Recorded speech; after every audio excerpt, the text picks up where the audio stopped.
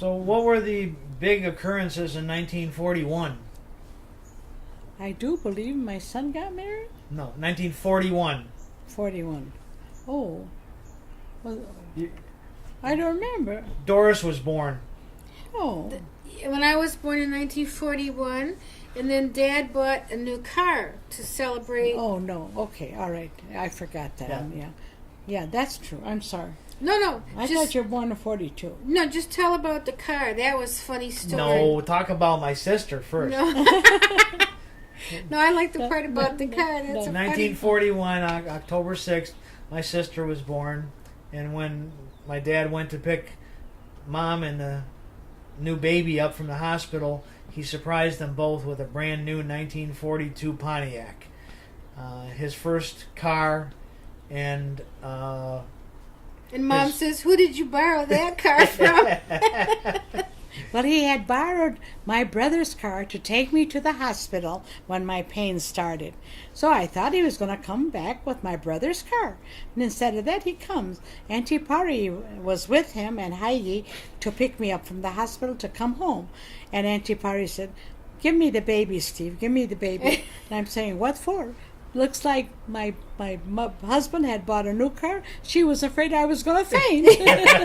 With the baby in her arms. Plop. Goodbye So to your us. Aunt Polly was your savior. yeah. All right, so for 4 years you had to listen to her asking for something. That's right. And you Yes. finally gave it to her. What Yes. what was the other blessed event in your life? The other blessed event was the father of my grandchildren. Oh, nicely put. My son Raymond was born in October also. First, my daughter was born in October, early part of October. Then October is a good month for me. Now I have a little great-grandson who was born in October also. Yeah. So I'm very lucky that way. I'm But very for lucky. a year or so, Doris was talking and asking, "Can I have a baby brother? Can I have a baby brother? Can I have a baby brother?" So she Just got to her shut wish. me and up. unbeknownst to her her, wish. I She got got- my wish too. I She got this, a honey, big yeah, sister. Yeah. I've been blessed that way. We all have. In 1951 or so, you moved out of the Palliser house to the Indiana. street named Indiana, Uh-huh. which was in the 6 Mile Wyoming area Marygrove. by Marygrove College. 1953, we got our first TV, and I don't remember. Well, we used to go look at the neighbors' TVs. Oh, 'cause yeah. yeah, but very they used few to yell at us houses- because we were looking through the windows. Yeah, no, they'd invite us in. Very few people had TVs then, so we would go visit They our were friends. little. Yeah, little screen, little tiny screen, black and white, three When channels. We moved to the street, Indiana. Dad was working at Saks at that point, Mm-hmm.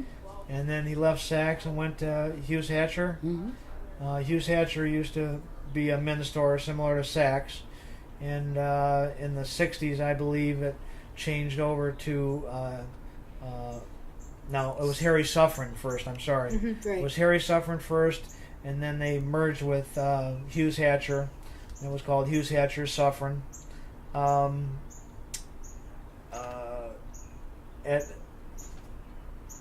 Dad started to have some back problems in the early 60s. Mom had started a part-time job at Hudson's when Doris and I were able to get back and forth to school okay, probably in late 50s, mid 50s. So Mom worked part-time at Hudson's. And when Dad had more serious back problems and he was in the hospital, Mom started taking driving lessons. But Mom didn't want all the neighbors talking about a man picking her up in front of the house while Dad's in the hospital. So what did you do, Ma? I told the man to meet me a block away. I would walk over there to he'd pick me up. We'd go for my driving lessons, and I think I took about 8 driving lessons. In the meantime, my husband's in the hospital. with Unbeknownst to back- him that she was taking driver's lessons. I was taking driver's lessons. I had some very nosy neighbors. So finally, when he said, "I think you're all ready now to do," for the last day, I said, "All right, you can take me home now." He dropped me at home. I didn't care who saw me because my husband was coming home that day, and I was going for my license. I went my license. I passed it pretty good. No. We brought Daddy home from the hospital. Yeah, first you told Dad while he was still in the hospital. I under didn't. care. No, I didn't. We brought him home. I went for my lesson, and he said, "Where are you going?" I said, "Doris will tell you." Yeah. And you were telling him while I went to get my license. So when I came home, I said, "Okay, honey, did my daughter tell you what I went?" You chicken. Well, you always ran interference for us with Dad, so That's true. it was only fair. But he was glad. He really What it was, he didn't want me to drive because he was afraid of accidents. But I had earned that money by babysitting in the neighborhood. So I said, I'm going to do this on my own and see how it's going to work out. Worked out pretty good. Well, I've been driving all these years. Yeah. Now I feel that that's enough. I've given up on it. But he also realized because he was ill, he couldn't take you to the grocery. Life was getting hard for you. It was, honey. So he was glad no, that he you was were happy able at the end of the to. years. Yeah. And what did I say when I found out that you got a driver's license? He said, I'm going to turn my driver's license in. He said, I'm not going to drive anymore. If Shame you're going to on be you. on the road, well...